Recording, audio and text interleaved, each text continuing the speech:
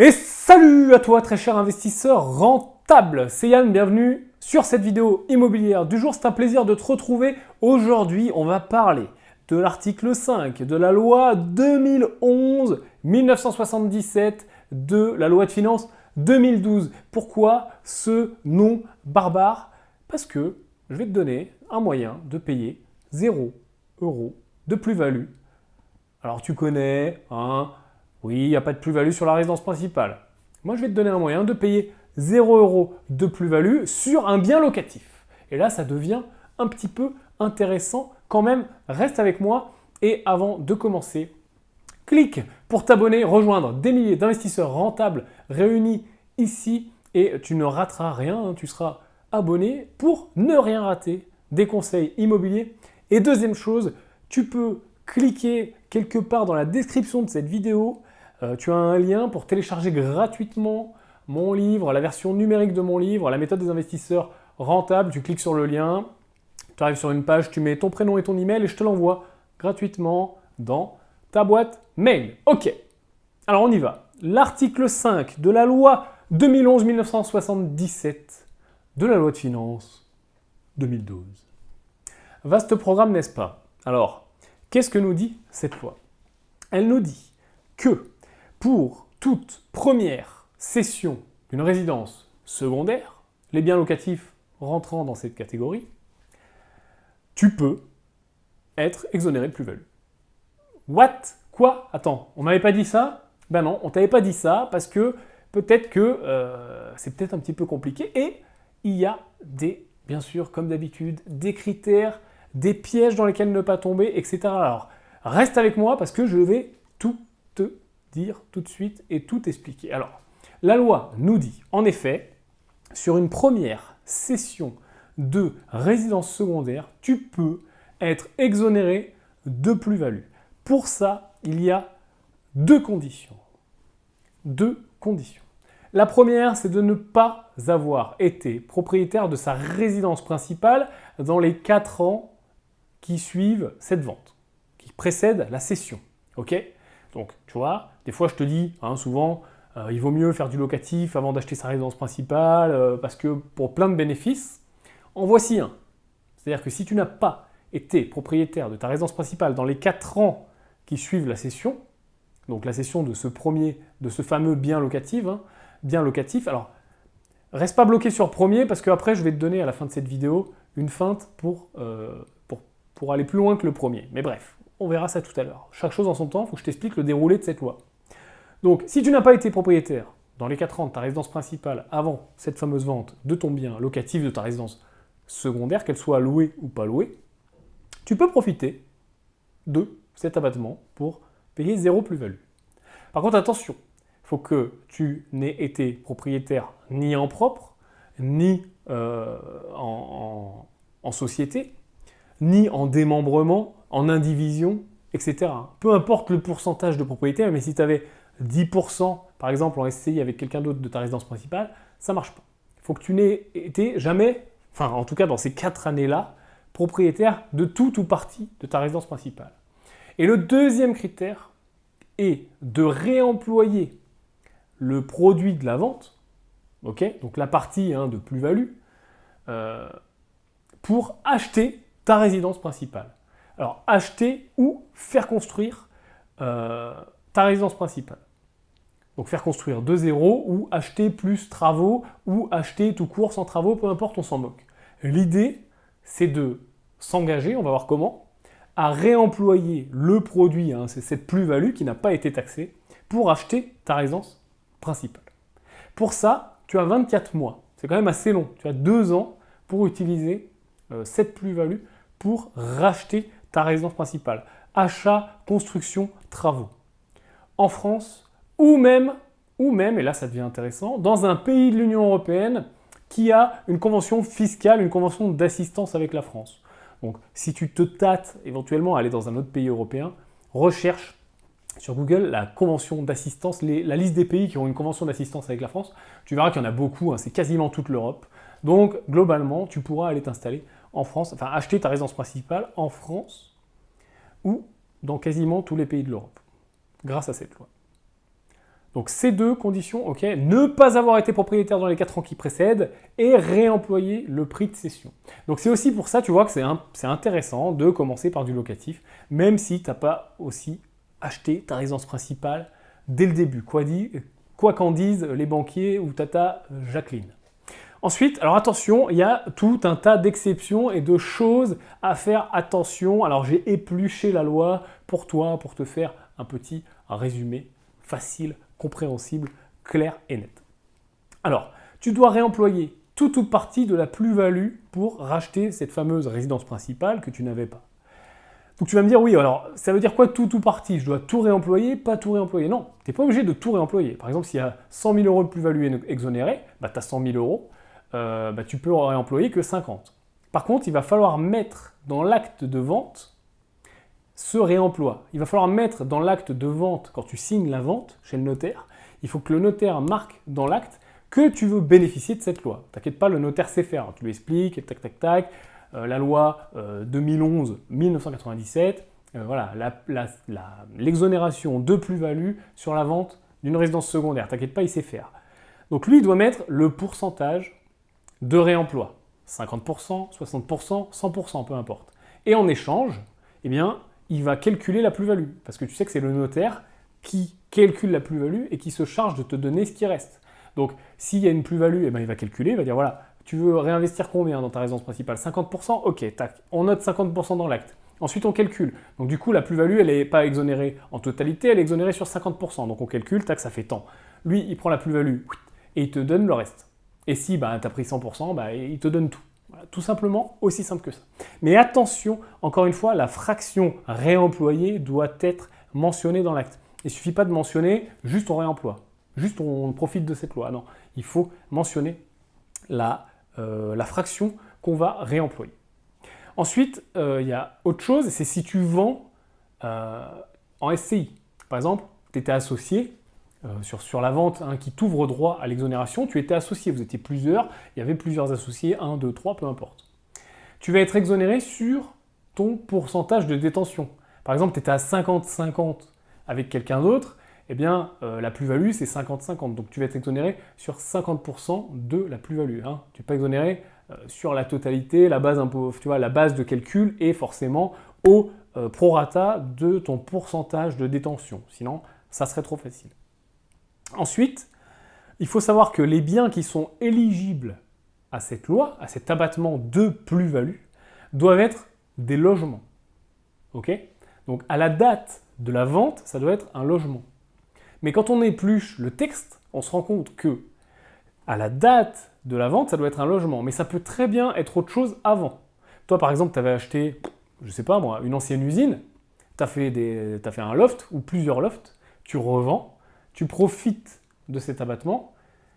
Tant qu'à la date de la vente, en effet, c'est un logement, c'est un loft, tout est carré, tout est précis, c'est un logement, c'est bon, tu peux profiter de cette loi. Par contre, si c'est un local commercial, si c'est des bureaux, ça ne fonctionne pas. Donc, la transformation fonctionne, transformer en cours de route et revendre, et tu revends en effet un logement, mais on regarde la date de cession.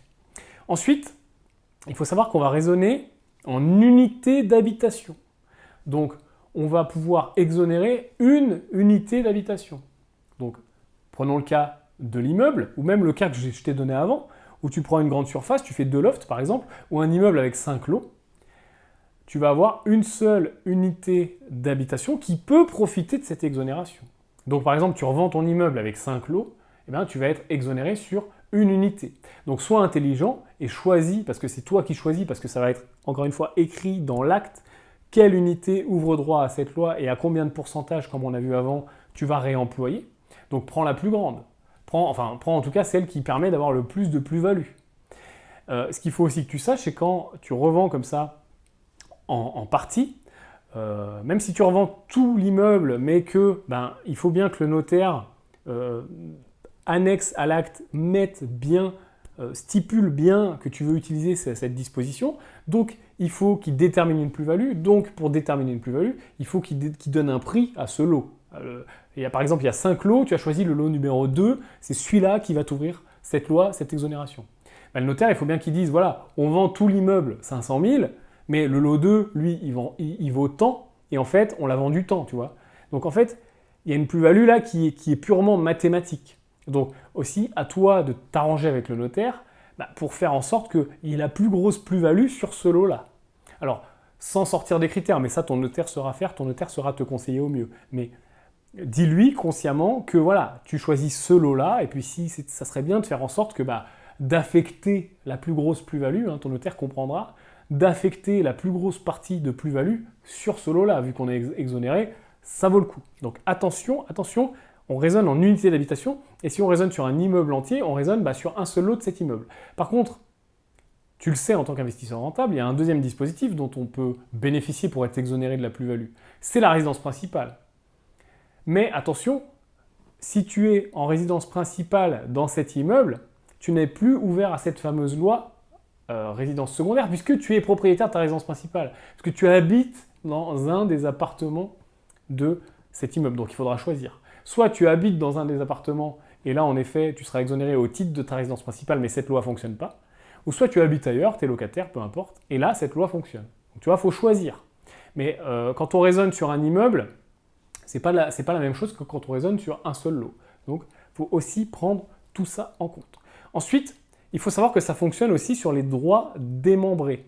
Peut-être que c'est ton cas, tu as acheté avec d'autres personnes, c'est souvent dans les membres de la même famille, où on démembre. On va donner l'usufruit d'un côté et la nue propriété de l'autre. Donc ça fonctionne en démembrement. Ça, il faut le savoir aussi. Ensuite, ça fonctionne aussi pour les dépendances immédiates. Qu'est-ce que l'État, enfin le fisc, entend par les dépendances immédiates? C'est toutes les dépendances qui sont nécessaires à la vie, tu vois, qui sont rattachées au lot. Donc par exemple, dans le cas d'un immeuble, enfin d'un studio, d'un appartement, le garage, la cave, etc.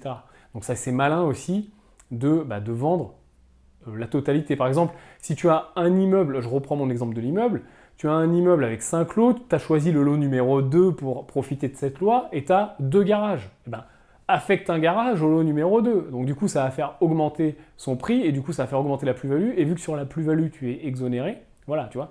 Donc ça marche au niveau des dépendances immédiates affectées à ce lot-là. Donc, rajoute un petit garage, rajoute une cave, fais en sorte, encore une fois, d'augmenter la valeur du bien. Par contre, dans le texte, il est dit qu'il faut que ça forme un tout indissociable. Donc, ça, faudra s'arranger avec ton notaire pour bien affecter le garage numéro tant au lot numéro tant et bien dire dans l'acte, voilà, on y va, on envoie et on utilise cette loi et on met la mention. Ensuite, ça fonctionne. Alors maintenant, peut-être que tu as écouté cette vidéo et tu te dis « Ah, putain, si j'avais su avant, j'aurais pu en profiter. » Alors tu peux rattraper le coup. Ça fonctionne dans 2 cas supplémentaires. Ça fonctionne même a posteriori si tu avais mis en vente avant d'acheter ta résidence principale. Par exemple, imagine, tu mets en vente ton immeuble et pendant que c'est en vente, tu n'attends pas que l'immeuble soit vendu, tu achètes ta résidence principale. Et après, l'immeuble se vend. Tu te dis, voilà, trop tard, j'avais acheté ma résidence principale et je ne peux pas profiter de cette exonération. Eh bien non. S'il s'écoule un délai raisonnable entre la vente de l'immeuble et le moment où tu as acheté ta résidence principale, en général, le délai raisonnable pour ce genre de cas dans les textes, c'est 1 an à peu près. Donc s'il s'écoule un délai raisonnable et que au moment où tu as acheté ta résidence principale, l'immeuble ou l'appartement était déjà en vente, en effet, on peut partir du principe que les choses sont liées. Tu avais mis en vente pour réaffecter l'argent à ta résidence principale.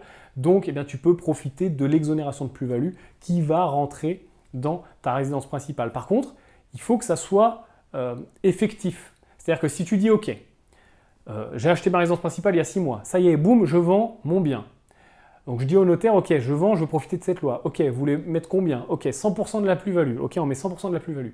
Il faut en effet que cet argent, tu le réinjectes dans ta résidence principale. Donc par exemple, que tu prennes l'argent pour rembourser en partie ton prêt résidence principale. Donc tu vois, imagine, ça faisait 100 000 € de plus-value, là tu viens de récupérer 100 000 € pour rembourser une partie ou la totalité de ton prêt résidence principale. Donc c'est aussi très intéressant dans ce sens-là. Et il y a une dernière chose qu'il faut savoir, c'est que tu vas me dire, oui, mais merde, putain, je ne savais pas, et j'ai déjà vendu 2, 3, 4 appartements locatifs, tu vois. J'ai pas profité de ça. Je rentre dans les critères, tu vois. Je suis pas propriétaire de ma résidence principale, je suis locataire. Mais c'est pas ma première vente de locatif. Donc bah là, dans tout ce que je viens de t'expliquer, on a dit que c'était la première vente.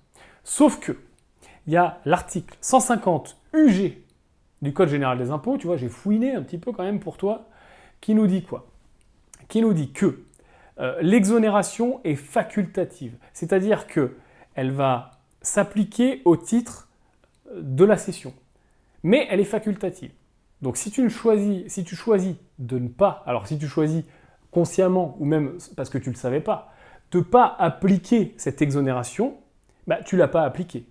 Donc si tu n'as pas appliqué l'exonération à la première vente de résidence secondaire, bah, tu as encore droit à l'exonération tout simplement. En fait, quand on entend première vente, exonération pour la première vente d'une résidence secondaire, on pense qu'il faut que ça soit la première vente. Mais non, pas du tout. Même si c'est ta 10e vente, mais que tu n'as jamais utilisé cette loi et que tu veux l'utiliser, ça sera ta première vente exonérée. Donc tu as droit à une fois. Donc là aussi, tu vois, on peut se dire, tiens, est-ce que j'attendrai pas d'avoir une grosse plus-value pour revendre, utiliser cette loi et en profiter pour acheter ma résidence principale? Vu que j'aurai une grosse plus-value, je revends, j'achète ma résidence principale et ben, ça me permet de la payer en partie au moins en partie, ou d'acheter plus grand ou de me faire plus plaisir sur ma résidence principale. Comme quoi, le locatif, encore une fois, va te faire avoir une meilleure vie, c'est pas compliqué. Enfin, je prône le locatif, et tu vois que même jusqu'à la résidence principale, où je te dis diffère, fais d'abord du locatif, etc., mais tu te rends compte que le locatif peut venir contaminer, mais de la bonne façon, même ton lifestyle et ta résidence principale en utilisant ce genre de disposition. Et il y a une dernière chose qu'il faut que tu saches. A priori, si tu utilises cette loi, il ne faut pas te faire bananer. Il faut savoir que cette exonération, à partir du moment où tu en bénéficies, l'année où tu en bénéficies, il faut la déclarer. Alors, je t'ai expliqué, le notaire, il va la déclarer sur l'acte, etc. Lui, il va te donner l'argent, et après, toi, tu vas réemployer. Mais il faut aussi, sur ta 2042, donc, qui est ta déclaration d'impôt classique, hein, c'est pas une annexe, hein, c'est la déclaration de base, la 2042. Sur cette 2042, tu vas voir, tu as une case où il faut que tu reportes le montant. Il faut que tu reportes ce fameux montant qui a ouvert droit à l'exonération et ce fameux montant que tu as décidé de réemployer. Attention, si tu ne reportes pas ce montant, tu t'exposes à des amendes qui vont entre 500 et 1500 euros, je crois, de mémoire. Donc, bon, ça ne va pas changer la face du monde, mais c'est toujours chiant de se prendre une prune de 1000 balles alors que je t'ai donné un super coup pour améliorer les choses en termes de plus-value. Donc, c'est plutôt intéressant, garde ça dans un coin de ta tête, et puis voilà, tu sais que ça existe, et si un jour tu veux, voilà, t'es dans les bonnes cases, hein, tu rentres dans la bonne catégorie, et ben profites-en, vraiment, ça vaut le coup. On parle de 10, de 15, de 20, de 30, de 40 000 euros de gagner, donc c'est quand même énorme. Si cette vidéo t'a plu, si tu es content de le connaître, de le savoir, d'avoir appris quelque chose, et que tu es content d'être là, apporte ton pouce à l'édifice, mets-moi un gros pouce sur cette vidéo, abonne-toi à cette chaîne, télécharge mon livre, et je vais te souhaiter une très bonne journée, une très bonne soirée. Tu es sur la chaîne des investisseurs rentables, on se revoit bientôt, et à plus!